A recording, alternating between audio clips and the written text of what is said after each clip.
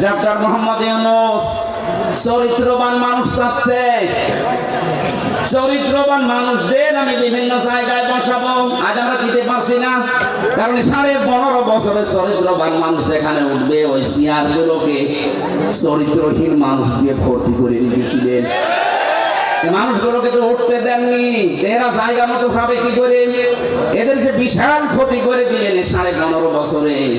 এখন কাবার গিলাম ধরেও যদি বলেন আস্তাগফিরুল্লাহ, জীবনও মাফ হবে না। মাফ হওয়ার একটা পদ্ধতি আছে, যে মানুষগুলোর ক্ষতি করে দিলেন জীবনের, এদের এই জীবনের ক্ষতিপূরণ দেওয়া লাগবে। আমি আশা করছি আমার কথার ইঙ্গিতে আপনি বুঝেছেন যে কি ক্ষমা কি করে চাওয়া লাগে। অপরাধ করেছেন একজনের কাছে আর মাফ চাচ্ছেন আপনি আর একজনের কাছে। এক ওসি পেয়েছিলাম জেলখানায়, আমার বলছে হুজুর দেখেন তো আমার তওবাটা কেমন করে হয়ে গেল। কি সেই যে নির্বাচন কেন আমি বাইরে ছিলাম, আমার যে কনস্টেবল আছে, আমার যে এসআই আছে, এসআই আছে, দারোগা আছে, যা এদেরকে নিয়ে আমি আল্লাহর রাস্তায় ভোট কাটা আরম্ভ করলাম। রাত 12টার পর থেকে কোরআন শরীফ আমার সামনে এইভাবে বলছি। আমি ফাঁসির কন্ডেম সেলের ভেতরে আছি, উনি আমার সাথে দেখা করতে এই তাওবা শোনাচ্ছে যে আমি তাওবা করেছি, আমার চাকরি হয়েছে। রাত 12:30টার পর থেকে আমরা আরম্ভ করলাম ফজর রাত পর্যন্ত আল্লাহর নামে ভোট কাটতে কাটতে ফজরের আযান দিয়ে দিল। সব কমপ্লিট করে বাক্স জায়গা মতো পাঠিয়ে দিলাম। এবার গোসল করলাম, ওযু করলাম, 2 রাকাত নফল নামাজ পড়ে বললাম আস্তাগফিরুল্লাহ। হুজুর আমার এই তাওবা হয়েছে না। আপনি তো আল্লাহর কাছে দোষ করেননি, আপনি দোষ করেছেন হামজার কাছে। এই মানুষটাকে এমপি বানাতে 3.5 লাখ থেকে 4 লাখ হামজার রায় লাগে। আর আপনি একা একা সব রায় দিয়ে দিলেন। আপনি যার জন্য দিয়েছিলেন সে তো পালিয়েছে, কিন্তু আপনার কি হবে?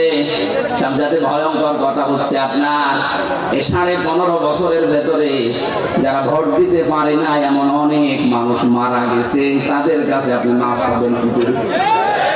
সবচেয়ে ভয়ঙ্কর কথা। বেঁচে আছে যারা বাড়িতে বাড়িতে গিয়ে বললেন যে আপনার ভোট আমি দিয়েছিলাম, আপনি কিছু মনে করেন না, অন্তত এক একটা ভোট দিতে পারেনি, 10,000 করে টাকা দেবো, তাও তো সে মাফ করে দিতে পারে। কিন্তু যারা মরে গেল কবরে আছে তাদের কাছে আপনি মাফ চাবেন কি করে বলেন? এটা বিশাল ক্ষতি করে ফেললেন। এই ক্ষতিপূরণ আপনি কিভাবে তুলবেন বলেন তো? এরকম ক্ষতি দেশে অনেকের হয়নি। মাফ নাই চাওয়া যায় জীবিত মানুষের কাছে, মরে গেছে মাফ চাবেন কি করে? কি করলেন বলেন আপনি? এখন নিজের কি ক্ষতি করলেন? এরকম ক্ষতি যেন সামনে কেউ আর না করেন। অনেকে এরকম ক্ষতি করার জন্য মশালে বসে আছে যে দাঁড়ান থালা হাতে আগে পান। এই জন্যই তো বিচার ব্যবস্থায় যারা আছে শক্ত হওয়ার জন্য আহ্বান জানাচ্ছি। এমন বিচার করবে আন্তর্জাতিক অপরাধ ট্রাইব্যুনালে, কিয়ামতের আগে যেন কেউ আটকে ওঠে মানুষ।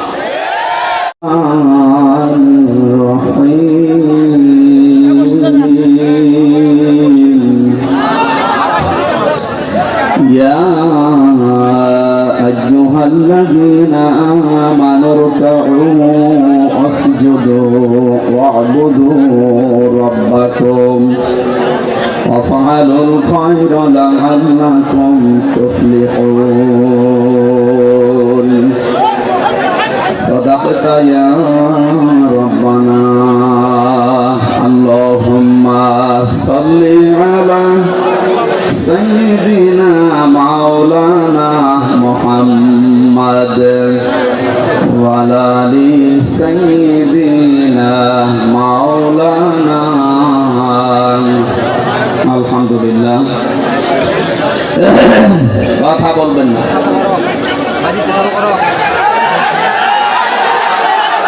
আপনারা বারবার কি বলে যে বসেন না কেন? শেষ করি, দেরি করলে সমস্যা নাই, বসেন।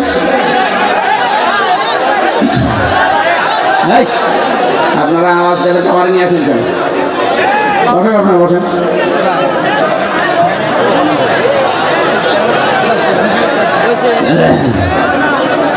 সিরাজগঞ্জ জেলার বেলকুচি থানার অন্তর্গত বওড়া কেন্দ্রীয় জামে মসজিদ প্রাঙ্গণে 2 দিন ব্যাপী 26তম ঐতিহাসিক তাফসীরুল কোরআন মাহফিলের সমাপনী রজনী স্বনামধন্য সভাপতি মাহফিলে উপস্থিত আছেন আমাদের অভিভাবক অধ্যক্ষ মাওলানা আলী আলম, আতালাল্লাহু উমরাহু ওয়া বারাকাল্লাহু ফি হায়াতি। উপস্থিত আছেন অন্যান্য নেতৃবৃন্দ, বিভিন্ন রাজনৈতিক দলের নেতা কর্মী, সামনে বসা মুসলমান ভাইরা, পর্দার আড়ালের সম্মানিতা মা এবং বোনেরা, আসার সময় দেখলাম প্রশাসনের ভাইরা। এতক্ষণ যারা আলোচনা রাখলেন ইসলামিক চিন্তাবিদ জানাব মাওলানা কারি আব্দুল কুদ্দুস, আলোচনা রেখেছেন মাওলানা হোসাইন আহমেদ, সম্মানিত পরিচালক হাফেজ মাওলানা আব্বাস আলী, অন্যান্য নেতৃবৃন্দ, আল্লাহর দরবারে শুকরিয়া জানাচ্ছি যিনি আমাদেরকে এখনো পর্যন্ত সুস্থ রেখেছে বিভিন্ন দিক থেকে। সবচেয়ে বড় সুস্থতা মানুষের জন্য দরকার তার ইমানের সুস্থতা। এই সুস্থতা নিয়ে কোনো মানুষ যখন মরণের বিছানায় পড়বে, ফেরেশতারা যখন আসবে, দেখবে আপনি তজ্জিব কিনা। কোরআনে কারিমে আমি পড়েছি সূরা নাহলের 32 নম্বর আয়াত, আল্লাহ পাক বলেন আল্লাযীনা তাতাওয়াফাহুমুল মালাইকাতু তাজ্জিবিনা ইয়াকুলুনা সালামুন আলাইকুম উদখুলুল জান্নাতা বিমা কুনতুম তা'মালুন। ফেরেশতা একজন দুইজন না, মালাইকা বহু বচন। এটা ফেরেশতা মণ্ডলী আসবে আপনার কাছে। তাজ্জিবিনা এই শব্দের ব্যাখ্যায় মুফাসসিরিন ইকরাম লিখেছেন, এটা শুধু শরীরের পবিত্রতা না, শুধু দেহের পবিত্রতা না, শুধু এই পোশাকের পবিত্রতা না, চিন্তা ভাবনা, বিশ্বাস এবং আকীদার পবিত্রতা করা লাগবে আপনাকে। দুঃখজনক হলেও সত্য, আমার যতটুকু লেখাপড়া আছে, আমার এই জ্ঞান অনুযায়ী আমি যেটা দেখতে পাচ্ছি, একটা মাজলুম দলের উপরে আকীদা এই শব্দটা নিয়ে জুলুম করা হচ্ছে, বিশেষ করে বাংলাদেশ এই দেশে। আমি অন্যান্য দেশে যেয়ে পাইনি, ভারতে গেছি বহু জায়গায়, না এ শব্দ তারা তোলে না। পাকিস্তানে গেছি, পাইনি। বিশ্বের অন্যান্য যত মুসলিম অমুসলিম দেশ আছে, অনেকগুলো দেশে আল্লাহ আমাকে নিয়েছি। এই শব্দটা বাংলাদেশে কারা করাচ্ছে, কেন করাচ্ছে আমি জানি না। আপনারা আকীদার প্রশ্ন তোলে, এই শব্দ নিয়ে মানুষকে ভুলভাল বুঝিয়ে এদের উপর একটা জুলুম করছে। আকীদা যদি এদের খারাপ হবে, এদের নিবন্ধন বাতিল হয়ে গেল কোন কারণে? এদের আকীদা তো ওইটা। কোরআনে কারিমে আল্লাহ আন্নাল কুওয়াতা লিল্লাহি জামিআ দিয়েছেন, সব ক্ষমতার উৎসকে বাংলাদেশ জামাত ইসলামী। এটা রাজনৈতিক মঞ্চ না, কিন্তু একটা বিষয় পরিষ্কার করার জন্য বলছি। এই দলীয় গঠনতন্ত্রে এদের এই কথাটা লেখা ছিল যে ক্ষমতার উৎস জনগণ নয়, ক্ষমতার উৎসকে। এ কারণেই জালেমরা তাদের নিবন্ধন বাতিল করে দিয়েছিল বিভিন্ন ক্রস দেখিয়ে। এটা যেহেতু জামাত ইসলামীর কথা না, এই কথাটা কার বলেন তো? বহু জায়গায় আল্লাহ ডাইরেক্ট ইনডাইরেক্ট দিয়েছেন, কুলিল্লাহুম্মা মালিকাল মুলক, ক্ষমতার উৎসকে। বারবার এ শব্দ বলছি কেন? কারণ এই দেশে এখনো পর্যন্ত অনেক মানুষের আকীদা, চিন্তা ধারা, বিশ্বাস ক্ষমতার উৎস আল্লাহ নয়, ক্ষমতার উৎস জনগণ। অথচ এটা একটা শিরক, হয়তো জেনে করছে, না হয় না জেনে করছে। যারা জেনে না জেনে করছেন, এখনই আপনার এই বিশ্বাস পাল্টাবে, নয়তো আপনি শিরক করলে মুশরিক হয়ে মারা যাবেন। কথা বুঝতেছেন? আল্লাহ যেটা পারে ওটা অন্য কেউ পারে, এই বিশ্বাস করার নাম শিরক। আর শিরক যারা করে তারা মুশরিক। আপনি আমার সামনে নামাজ পড়ে, রোজা রেখে, হজ করে এসে, দান সাদকা করে, মসজিদের সভাপতি হয়ে জেনে হোক না জেনে হোক এই শিরক করার মাধ্যমে জাহান্নামী হয়ে যাবেন না, এটা আমরা হতে দেব না।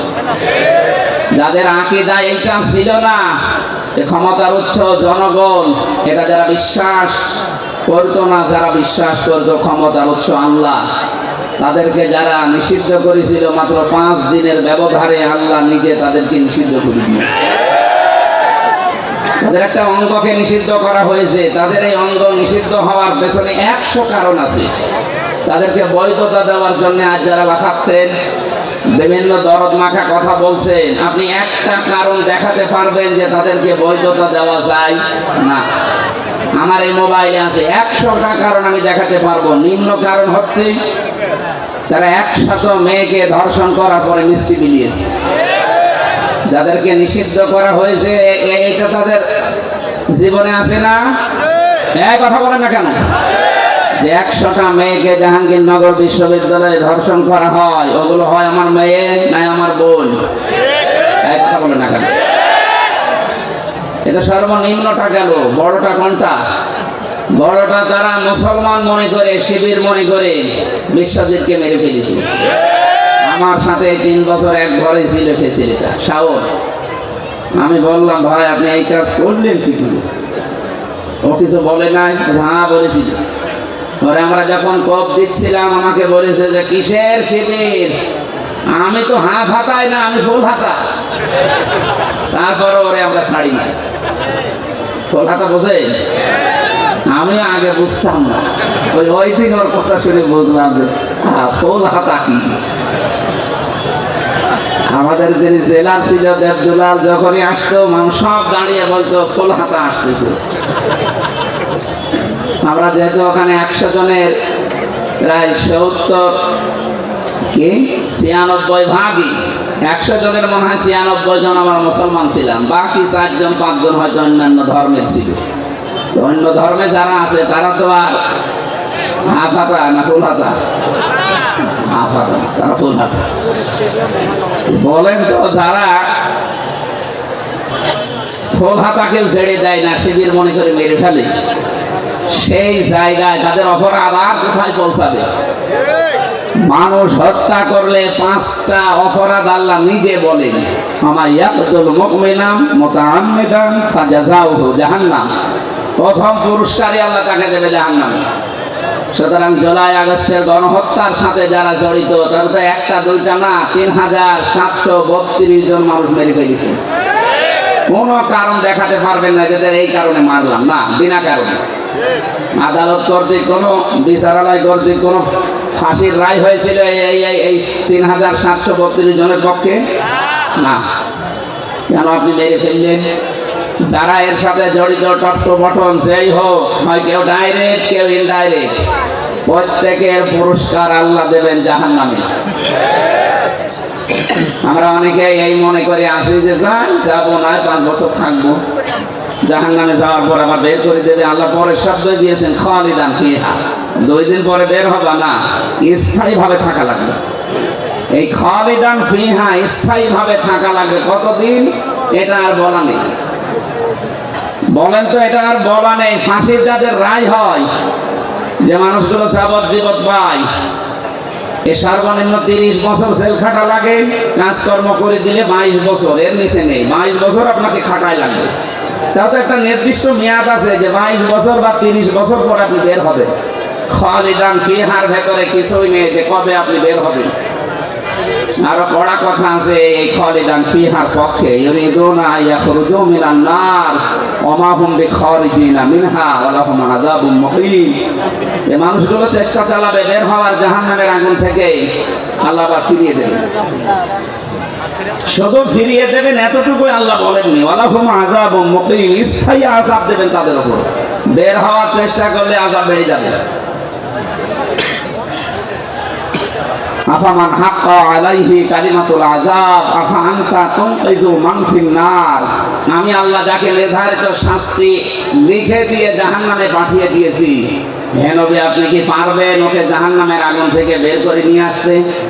তার মানে এরকম অপরাধে যারা অপরাধী, বিশেষ করে 3টা, তার ভেতরে মানুষ হত্যা একটা, আরো 2টা আমি বাকি পরে বলবো। যারা মানুষ হত্যার সাথে জড়িত, সে যেই হোক, বিশ্বাস করেন কোরআনে কারীম জানাচ্ছে তাদেরকে স্থায়ীভাবে জাহান্নামে থাকা লাগবে। কোন বাবা, কোন পীর সাহেব আপনাকে বাঁচাতে পারবে না। আল্লাহ এতটুকু যদি শেষ করে দিতেন, তাও তো আমরা আয়াতটা অন্তত এ পর্যন্ত বলে শেষ করতাম। এর পরের শব্দগুলো আরো কঠিন। আল্লাহ পাক বলেন, ওয়ালা আনাহু, আমি নিজে তাকে লানত দেব। আগাদিবাল্লাহু আলাইহি, আমি নিজে আল্লাহ তার উপরে রেগে থাকবো। ওয়া'আদ্দা লাহু আযাবাম মুহিনা, আযাবান আযীমা, যন্ত্রণাদায়ক শাস্তি আমি আল্লাহ তার জন্য রেডি করে রাখলাম। জোরে বলেন নাউযুবিল্লাহ। আমার আফসোস হয় তাদের জন্য যারা ইচ্ছাই হোক অনিচ্ছাই হোক এই মানুষ হত্যার সাথে যারা জড়িত ছিলেন, পৃথিবীর বিষয়টা বলছি এই কারণে, এখন এদের যদি বিচার করা না হয়, আগামীতে যারা চেয়ারে বসবে এরা আরো বেপরোয়া হবে। এই জন্য 165টার উপরে মামলা হয়েছে, যারা পালিয়ে গেছে 2 বোন একসাথে, তাদের নামে আমরা চাই যে ট্রাইব্যুনাল গঠন হয়েছে খুব তাড়াতাড়ি ডক্টর মোহাম্মদ ইউনূসের মাধ্যমে খুব তাড়াতাড়ি বিচারটা শেষ করে। আগামী যারা দেশে আসবে ক্ষমতার চেয়ারে, তারা চিন্তা ভাবনা করে চেয়ার চালাবে। আর এটা যদি না হয়, এই হত্যা আপনি কিয়ামতের আগে আর বন্ধ করতে পারবেন না, কারণ মানুষ মনে করবে যে এরকম হয়।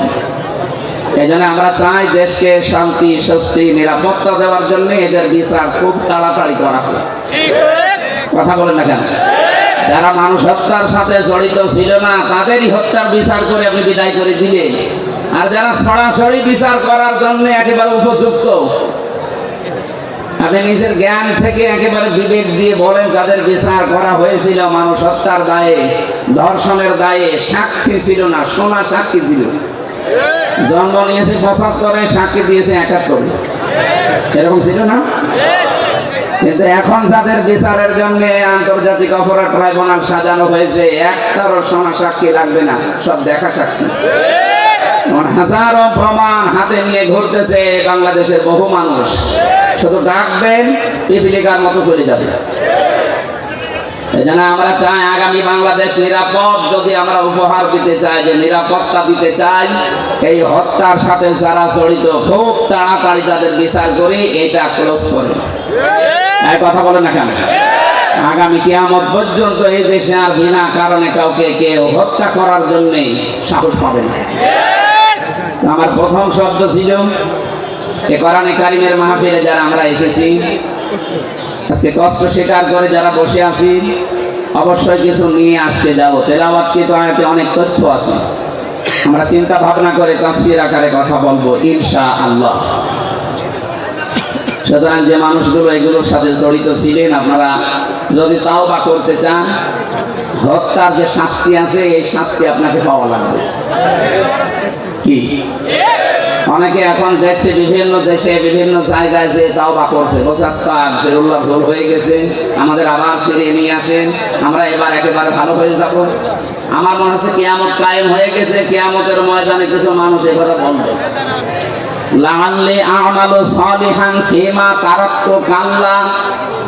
আল্লাহ পাক বলেন, ওই সময় আমাকে বলবে, মাবুদ আমাদেরকে আরেকটু সময় দাও, এবার যদি দুনিয়ায় যেতে পারি একেবারে ভালো মানুষ হয়ে যাব। আল্লাহ বলেন, কাল্লা, কখনো না। ইন্নাহা কাইলুন, এটা তো তোর কথার কথা। এরকম বহু কথা এই 15.5 বছরে বলেছি। এখন যারা বলছেন আমাদেরকে ফিরিয়ে নিয়ে আসেন, আমরা ভালো হয়ে যাব, এই কথা যে আপনারা বলবেন, এটা 1500 বছর আগে কোরআন জানিয়েছে।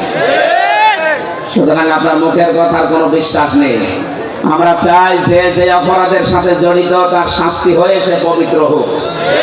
সুতরাং আস্তাগফিরুল্লাহ হবে না, অপরাধ যার কাছে ক্ষমা চাবেন তার কাছে। আর এর নিয়ম হচ্ছে, যার যে অপরাধ করে ক্ষতি করেছেন, ওই ক্ষতিপূরণ তাকে দেবেন, তার কাছে একেবারে বিনম্র হয়ে মাপ চাবেন। সে যদি মন থেকে ক্ষমা করে দেয়, আপনি এদেশের বৈধ নাগরিক। নয়তো আপনাকে বৈধতা দেওয়ার বুদ্ধি আমাদের কাছে নেই। সাহাবী একজন এসেছে, মহিলা, ডাক দিয়ে বলে, হে রাসূল, আমি জিনা করেছি, আপনি আমাকে মুক্ত করেন। নবীজি বলেন, এই কথা কাউকে বলবা না, যাও। ও আবার সামনে এসে বলে, হে রাসূল, আমি জিনা করেছি। নবীজি বললেন, এই কথা কাউকে বলবা না, যাও। ও আবার সামনে এসে বলে, হে রাসূল, আমি জিনা করেছি, আপনি আমাকে মুক্ত করেন, এই পাপ থেকে আমি মুক্তি পেতে চাই। কারণ আমি কোরআনের আয়াত জানি, ওয়াল্লাযীনা লা ইয়াদউনা মা'আল্লাহি ইলাহান আখারা, ইলা আখির আয়াত। সূরা ফুরকান 68 নম্বর আয়াতের প্রথম অংশে আছে, পৃথিবীতে যারা 3টা অপরাধ করবে, এদের শাস্তি আল্লাহ ডবল করে দেবে। 1 নম্বরে আল্লাহকে যারা ডাকে, পাশাপাশি অন্য কাউকে যারা ডাকে। এই কোন দিকে তাকাচ্ছেন? এদিকে তাকিয়ে থাকেন, আমি কিন্তু একটু পরে জিজ্ঞাসা করবো আপনাকে।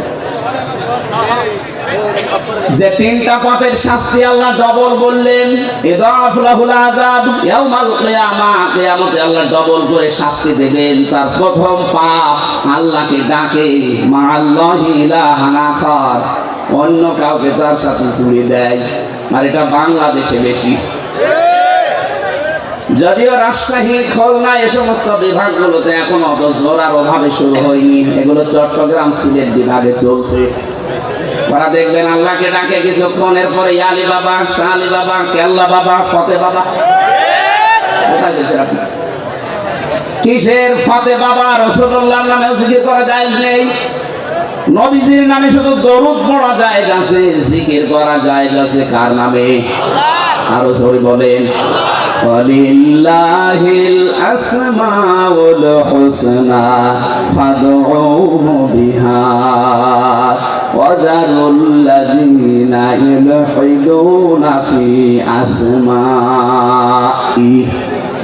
সূরা আরাফের 180 নম্বর আয়াতের প্রথম অংশে আছে, আমার অনেক নাম আছে সুন্দর সুন্দর, যে নামে পারো ডাকো, কিন্তু সাবধান আমার নামকে ইলহাদ করবা না, পরিবর্ধন করে দিবা না, আমার নামকে উলট পালট করে ডাকবা না। এই ঘোষণা কার? এটা রেকর্ড হচ্ছে, সারা দেশে কালকে যাবে। আমি সবাইকে সামনে নিয়ে বলছি, আজকে থেকে আল্লাহর সাথে অন্য কাউকে আপনি আর ডাকবেন না, সে যেই হোক। এতে যত বড় সুন্নি হোক, আপনাকে যদি বুঝ দেয় যে না এই বাবার মাধ্যমে ইসলাম পেয়েছি, এই জন্য টাকা লাগবে, কিসের বাবা? এ পৃথিবীতে ইসলাম এসেছে যার মাধ্যমে আমাদের নবী মুহাম্মদ রাসূলুল্লাহ, তার নামেও তো জিকির করা জায়েজ নেই। আর আপনার বাবা, কোরআনে কারিমে আল্লাহ নিজে জানালেন, আল্লাহর সাথে অন্য কাউকে যদি কেউ ডাকে তার শাস্তি হবে কয়টা? আরো জোরে। সুতরাং আমার যে তাহেরি ভাইয়ের মতো যেন আল্লাহ আল্লাহ করার পরে কেল্লা বাবা, ফতে বাবা জীবনও ডাকবেন না। ভ্রান্ত ধারণায় আছে তারা। এখন যদি বলেন ওনারা আয়াত পড়েনি, আয়াত তো আমিও পড়েছি। উনি এইভাবে যদি বুঝতেন যে মাআল্লাহি ইলাহান আখারা, আল্লাহর সাথে অন্য কাউকে যারা ডাকবে তাদের শাস্তি হবে ডবল। যদি বানিয়ে বলি যারা আলেম আছে বলেন তো। দ্বিতীয় নম্বরটা এতক্ষণ বললাম যে মানুষ হত্যা করলে তার শাস্তি ডবল হয়। 3 নম্বরে ওয়ালা ইয়াজনুন, জিনা করা যাবে না। জিনা আছে না এই দেশে? এখন এই যে যারা ধরা পড়ছে, এগুলোর প্রকাশ্য ভিডিও, অডিও, জিনা সব প্রকাশ পেয়ে যাচ্ছে। আপনি চিন্তা করেন, 80 বছর 85 বছর বয়স, তার হাতের জেনা, মুখের জেনা, বাকিটা নাই বললাম। কোথায় নেমেছে তার চরিত্র বলেন তো? জেনা থেকে বাঁচার জন্য একটা ঔষধ বলছি, যেহেতু সবার জীবনে যৌবন আছে, আসতে পারে এরকম। আল্লাহ পাক নিজে দুইটা ঔষধ দিয়েছেন, আজকে থেকে আপনি প্রয়োগ করবেন। সূরা নূর 30 নম্বর আয়াত, কুল্লিল মুমিনিনা ইয়াগুদ্দু মিন আবসারিহিম ওয়া ইয়াহফাযু ফুরুজাহুম যালিকা আযকা লাহুম ইন্নাল্লাহা খাবীরুম বিমা ইয়াসনাউন। আমি যুবক মানুষ, আমি সহ যত মানুষ এখানে আছি, এই শাস্তি কিন্তু ডবল হবে যদি জেনা আপনার জীবনে থাকে। 1 নম্বরে, হে নবী আপনি মুমিন না পুরুষদেরকে বলেন তারা যেন চক্ষুনি নিম্নগামী করে রাখে পরনারী থেকে। তাহলে আজকে থেকে ঔষধটা অ্যাপ্লাই করবেন। পরনারী দেখলেই চোখ নিম্নগামী হয়ে যাবে, সে যত সুন্দরী হোক আর কালো হোক। কথা বলে না কেন? 2 নম্বর, ইয়াহফাযু ফুরুজাহুম, তাদের লজ্জা স্থানকে তারা যেন হেফাজত করে। এই 2টা কাজ যদি আপনি করতে পারেন, যালিকা আযকা লাহুম, এইটাই সবচেয়ে পবিত্র পন্থা। আপনাকে বাকিটা আল্লাহ করবে। আমি সহ যারা আছি আজকে থেকে পরনারী, সে মোবাইলে দেখেন, কম্পিউটারে দেখেন, আর চোখের সামনে দেখেন, যেখানেই দেখবেন চোখ নিম্নগামী হবে না, আর খুঁজে রাখবেন। বলেন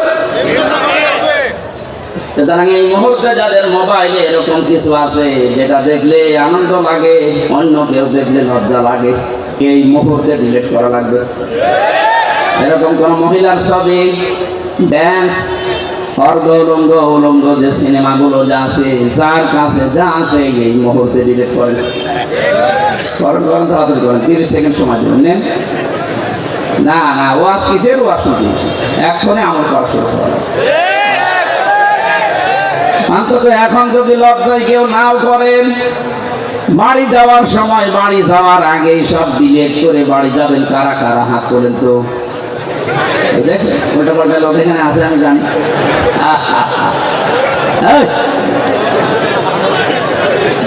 যারা আছে বাড়ি যাওয়ার আগে এগুলো শেষ করে যাবে। জেনা থেকে বাঁচা এটা আল্লাহর রহমত ছাড়া সম্ভব না, বিশেষ করে আমাদের যে জামানা চলছে এখন, তো প্রত্যেকটা জায়গা জেনা দিয়ে পরিপূর্ণ করে দিয়েছে। বিশেষ করে 15.5 বছরে যা করেছিল, কথা বলেন ঠিক কিনা? জাতিকে আমাদের বাঁচাতে হবে। আমি বলছিলাম মেয়েটা ডাক দিয়ে বলে, হেরাসুল, আমি যেহেতু জেনা করে ফেলেছি, এখান থেকে যদি মুক্তি পেতে হয় তাহলে যে শাস্তি আছে আল্লাহর কোরআনের, ওইটা প্রয়োগ করেন। ওই শাস্তি যদি হয়ে যায়, দুনিয়াতে কোনো অপরাধের শাস্তি যদি হয়, ওই শাস্তির জন্য আল্লাহ কিয়ামতে আর বিচার সাজাবেন না, এটাই শেষ। আপনি যদি আজ চুরি করেছেন, যদি হাত কেটে দেওয়া হয়, তাহলে কিয়ামতে এই বিচার আল্লাহ করবে না। মানুষ হত্যা করেছেন, দুনিয়া যদি আপনাকে মেরে ফেলা হয়, বা দিয়ত দিয়ে যদি আপনি পার পেয়ে যান, তাহলে আপনাকে কিয়ামতের দিন আল্লাহ আর বিচার করবে না। জেনা করেছেন, বিচার হয়ে যাক, কিয়ামতে আল্লাহ এই বিচার আর করবে না। তাহলে আমার প্রশ্ন হচ্ছে, যারা 15.5 বছরে জুলুম, অত্যাচার, নির্যাতন, গুম, খুন, আয়না ঘরের সাথে যারা জড়িত, তারা এই অপরাধগুলো যদি মাফ করাতে চান, যার কাছে অপরাধ করেছেন তার কাছে স্বীকার করে ওর ক্ষতিপূরণ দিয়ে দেন। আমি কথা বোঝাতে পেরেছি? আপনি আয়না ঘরে রেখেছিলেন যাদেরকে, তাদের কাছে যেয়ে বলেন যে তোমার বিশাল ক্ষতি করে দিলাম। এই যে ব্যারিস্টার আরমান, আমান আজমি সহ আমি 14 বছরের মানুষ ওখানে দেখেছি আছে। কেউ 5 বছর, 7 বছর, 8 বছর, 10 বছর, 14 বছর করে আছে। এত বড় বড় নখ হয়ে গেছে, চোখ, দাড়ি, গোপ, মনে হচ্ছে কেউ জঙ্গল থেকে বেরিয়ে আসতেছে। রিমান্ডে যখন আমার মাটির নিচে নিয়েছে, কেউ কিছু মানুষকে দেখেছি এই নখ দিয়ে খসিয়ে খসিয়ে ওই দেওয়ালের সাথে মাটির নিচে লিখে রেখেছে, ভাই যদি কেউ বাইরে যেতে পারে এই নাম্বারে জানাবেন যে আমি বেঁচে আছি। টের পাচ্ছি একটা মানুষ 10 বছর, 14 বছর জানে না যে কোন বছর চলছে, জানে না এটা যে কি মাস তাও তার জানা নেই, কি বার তাও জানে না, কয়টা বাজে তা তো জানে না। অথচ তার মাথার উপর দিয়ে গাড়ি ঘোড়া চলছে, মানুষ চলছে, হালকা আওয়াজ পাওয়া দেখলো। ছেলে এখানে কি করেন? কি ইয়া কি মানুষ না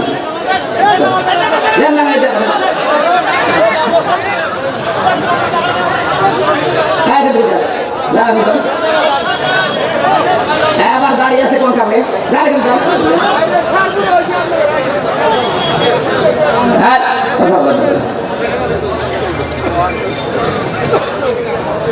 কি কঠিন ভয়ঙ্কর পরিস্থিতি শুনলে আপনাদের ভয় লাগে। আর আমরা নিজে ফেস হয়েছিলাম, মাত্র 10 দিন আমি তাই পাগল হয়ে গেছি। আর একটা মানুষ 14 বছর আছে। আর আপনি এখন এই সমস্ত জিনিসের সাথে যারা জড়িত ছিল, ওরা যদি বলে আস্তাগফিরুল্লাহ, আপনি কি আল্লাহর কাছে দোষ করেছেন? আপনি দোষ করেছেন যার কাছে? এরকম বহু মানুষ এই 15 বছর আপনার কারণে ব্যবসা করতে পারে নাই। কথা বলেন না কেন? 15টা বছর আপনি চাঁদাবাজি করেছেন, তার অর্থনীতি নষ্ট করে দিয়েছেন। বহু মানুষকে 15 বছর তার জায়গা মতো উঠতে দেননি। এটা ভাঙিয়ে বললাম। বহু মানুষ উপরের চেয়ারে ওঠার কথা ছিল, আপনি 15 বছরে তাকে উঠতে দেননি। আর ডক্টর মোহাম্মদ ইউনূস চরিত্রবান মানুষ চাচ্ছে। চরিত্রবান মানুষদের আমি বিভিন্ন জায়গায় বসাবো, আজ আমরা দিতে পারছি না, কারণ 15.5 বছরে চরিত্রবান মানুষ এখানে উঠবে। ওই চেয়ারগুলোকে চরিত্রহীন মানুষ দিয়ে ভর্তি করে রেখেছিলেন। মানুষগুলোকে তো উঠতে দেননি, এরা জায়গা মতো যাবে কি করে? এদেরকে বিশাল ক্ষতি করে দিলেন 15.5 বছরে। এখন আবার গেলাম ধরেও যদি বলেন আস্তাগফিরুল্লাহ, জীবনও মাফ হবে না। মাফ হওয়ার একটা পদ্ধতি আছে, যে মানুষগুলোর ক্ষতি করে দিলেন জীবনের, এদের এই জীবনের ক্ষতিপূরণ দেওয়া লাগবে। আমি আশা করছি আমার কথার ইঙ্গিতে আপনি বুঝেছেন যে কি ক্ষমা কি করে চাওয়া লাগে। অপরাধ করেছেন একজনের কাছে আর মাফ চাচ্ছেন আপনি আর একজনের কাছে।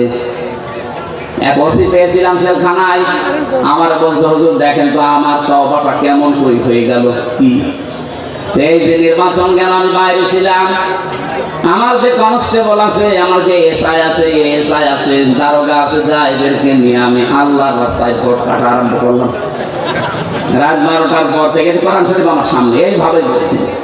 আমি ফাঁসির কন্ডেম সেলের ভেতরে আছি, উনি আমার সাথে দেখা করতে এই তাওবা শোনাচ্ছে যে আমি তাওবা করেছি, আমারটা কি হয়েছে। রাত 12:30টার পর থেকে আমরা আরম্ভ করলাম ফজর আগ পর্যন্ত আল্লাহর নামে ভোট কাটতে কাটতে ফজরের আজান দিয়ে দিল। সব কমপ্লিট করে বাক্স জায়গা মতো পাঠিয়ে দিলাম। এবার গোসল করলাম, ওযু করলাম, 2 রাকাত নফল নামাজ পড়ে বললাম আস্তাগফিরুল্লাহ। হুজুর আমারই তাওবা হয়েছে না। আপনি তো আল্লাহর কাছে দোষ করেননি, আপনি দোষ করেছেন হামজার কাছে। এই মানুষটাকে এমপি বানাতে 3.5 লাখ থেকে 4 লাখ হামজার রায় লাগে। কথা বলছেন আর আপনি একা একা সব রায় দিয়ে দিলেন। আপনি যার জন্য দিয়েছিলেন সে তো পালিয়েছে, কিন্তু আপনার কি হবে? সবচেয়ে ভয়ঙ্কর কথা হচ্ছে আপনার এই 15.5 বছরের ভেতরে যারা ভোট দিতে পারে না এমন অনেক মানুষ মারা গেছে, তাদের কাছে আপনি মাফ চাবেন কি করে? সবচেয়ে ভয়ঙ্কর কথা। বেঁচে আছে যারা বাড়িতে বাড়িতে গিয়ে বললেন যে আপনার ভোট আমি দিয়েছিলাম, আপনি কিছু মনে করেন না, অন্তত এক একটা ভোট দিতে পারেনি, 10,000 করে টাকা দেবো, তাও তো সে মাফ করে দিতে পারে। কিন্তু যারা মরে গেল কবরে আছে তাদের কাছে আপনি মাফ চাবেন কি করে বলেন? এটা বিশাল ক্ষতি করে ফেললেন, এই ক্ষতিপূরণ আপনি কিভাবে তুলবেন বলেন তো? এরকম ক্ষতি দেশে অনেকের হয়নি। মাফ নাই চাওয়া যায় জীবিত মানুষের কাছে, মরে গেছে মাফ চাবেন কি করে? কি করলেন বলেন আপনি? এখন নিজের কি ক্ষতি করলেন? এরকম ক্ষতি যেন সামনে কেউ আর না করেন।